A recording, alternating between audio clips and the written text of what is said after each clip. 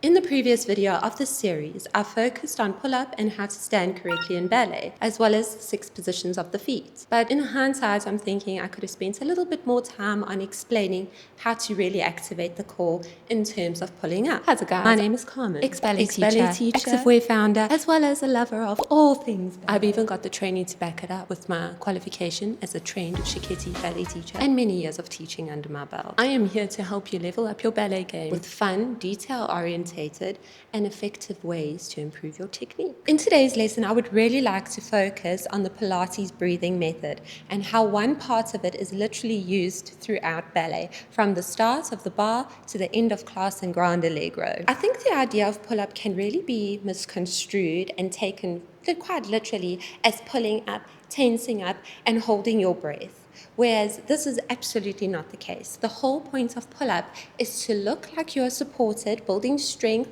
lengthening with alignment through the body, while also having a relaxed and softened inner area. So if you take, for instance, a deep breath, and you hold it there and you try to talk and you're trying to tighten your muscles and everything, can you see how it sounds like I'm almost constipated when I'm talking? Now, this is exactly what we don't want to have when we are doing ballet. So come a little closer when I tell you this. Pull up is about strength and alignment through the body while also lengthening and not about tension. Now, the reason I say that I want to draw inspiration from the Pilates breathing method is because we will only be using one aspect of it when we do our ballet lessons. So basically with the breathing in Pilates, when you inhale, you create expansion. And when you exhale, that is when you engage the core. So pretty much on the exhale, those are the tips you want to take and bring them to when you are standing in positions for ballet. We're going to move on to the floor. So if you have a Pilates mat, grab that. If not, you can even just do it straight on the floor. I'm going to take my top off so that you can see properly what I am doing. So what I want you to do is to lie nicely on your back. Make sure that your chin isn't up to the ceiling like this or down to your chest like this. You want to keep your neck nice and neutral. So if you have a ponytail in the way, just take it out or put it higher, or move your head to the side, please. Now, what you want to make sure is that your feet are hip distance apart. You don't want them too wide or too narrow. Your feet basically need to be in line with your hips. Same with the knees. We don't want them to flop out to the side, and we don't want knock knees either.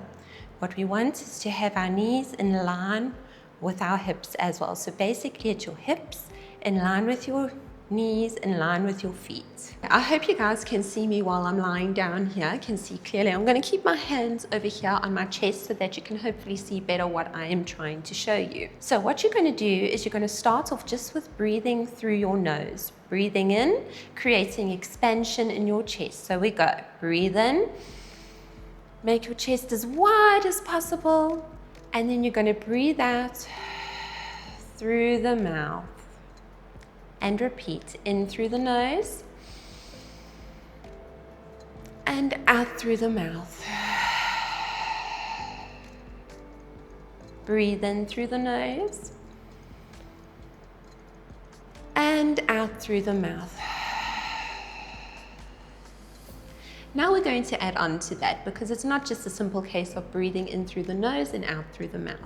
What we are going to do is when you breathe in through your nostrils, you're going to expand your rib cage. So breathe in and expand. Now when you breathe out, I want you to basically pull in your tummy, close your gates, and imprint your spine.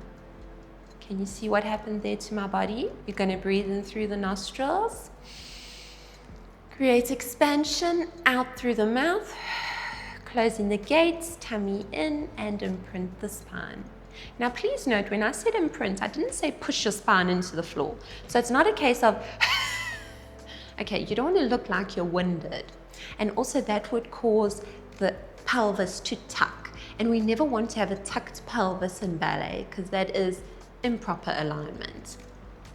So you're going to imprint your spine. So if you're thinking of lying on beautiful beach sand somewhere in the Maldives, and you just want to basically leave an imprint of your spine, you're just going to gently push it into because if you push it into deep, you're going to destroy the imprint. You know what I mean? So you're going to push into the beach sand and leave a beautiful, neat imprint of your spine.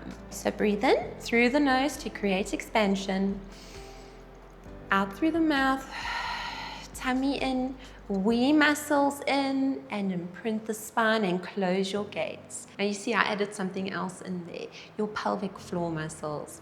It is imperative to have your pelvic floor muscles activated. How you actually activate them is quite simple. If you think of them as wee muscles, and if you need a wee and you're out and you can't get to the toilet, that sensation of holding the wee in, I know it sounds terrible, but it's the most practical way to explain the feeling that you should have when you are activating your pelvic floor muscles. You're going to breathe in through your nose and expand. Out through your mouth, tummy in, imprint the spine, close your gates, wee muscles in. Breathe in to expand. Wee muscles in, tummy in, close the gates and imprint the spine. Breathe in to expand. Can you see how my spine relaxes when I breathe in? That is what we want to experience. So you're breathing in, relaxing the spine to neutral. Breathe out through your mouth, tummy in, wee muscles in, close your gates and imprint. Now, if you don't breathe out when you do that, you're not going to get the correct sensation. So make sure that you are really breathing all the oxygen out from your mouth. Now, to use that while standing. So remember when we were exhaling, that feeling that you had there of imprinting your spine into the beach sand, you're going to have that now while you are standing. Alrighty, now we're going to translate that whole thing to standing up against a wall. I'm just going to lift my ponytail up so you can see better. I'm not poking my chin up and I'm not bringing it down like this. I'm keeping my neck neutral so my chin is parallel to the floor. So from there, we're going to continue with those breathing exercises. Breathe in to create expansion.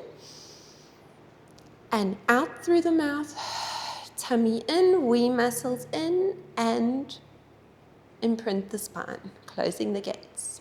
Breathe in. Same thing again, out through the mouth, closing gates, wee muscles in, and imprint the spine.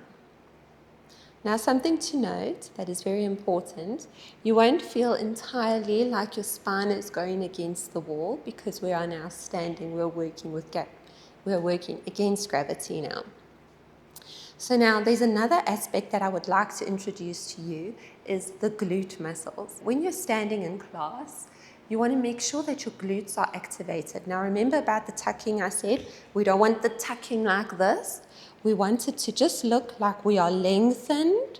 We have got almost like air pockets between the vertebrae of the spine. So we want to look like we've got that length and that strength and the correct alignment. So with your glutes, this is very important to help neutralize the spine there at the back. So just by pulling your muscles, if you think of your glute muscles like this, and you bring them back and down the backs of your legs. So let me show you over here. You bring your glutes back and down like this. And then from the down, they're going to wrap around to the front of the leg. I go into more detail in that other video that I've linked. Please go check that out if you want more detailed descriptions on how to do that correctly. So now with that breathing technique, we're going to activate the glute muscles to really help with that alignment now. So breathe in through your nose, out through your mouth, tummy in, glutes activated, wee muscles in, tummy in, and gates closed.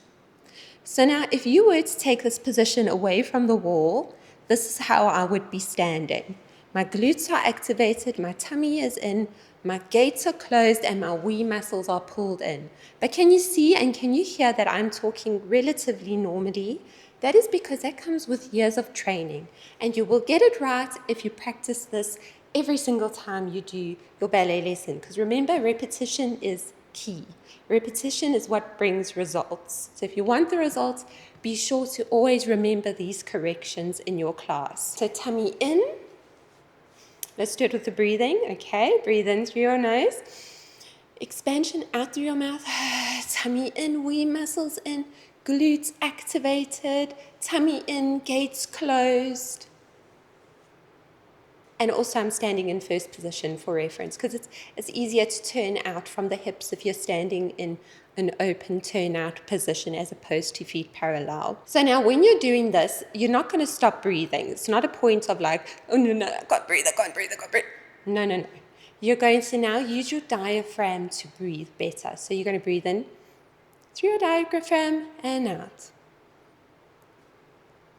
And that comes with practice. I know it's difficult, I understand, but trust me, it will get better. So using your diaphragm to breathe, and now everything you do in ballet, every movement, you have everything together where it needs to be. If you need to go forward, you can go forward. If you need to go back, you can go back. If you need to turn, you can turn.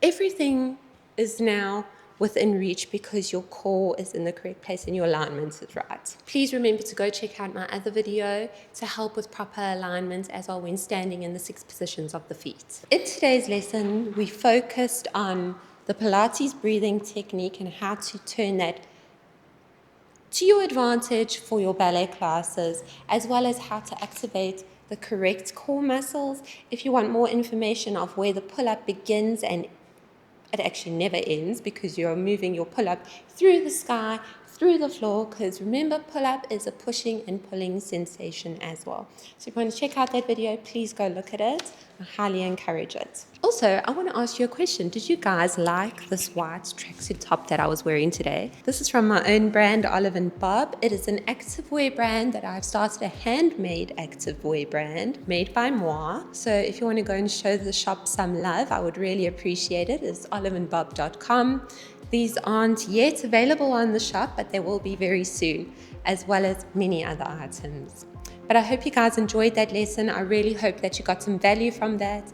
Please share your comments and thoughts in the comment section below. I would love to hear what you have to say, whether you could feel it, whether it helped, whether it didn't help. Even if it didn't help, I need to know so that I can improve my content for you. But I hope you guys have a lovely rest of your day. Lots of love, and I'll see you in the next one.